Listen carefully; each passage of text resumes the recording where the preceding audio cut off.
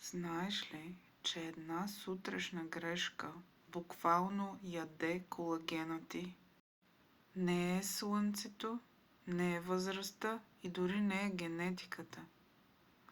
Това е гладната сутрин.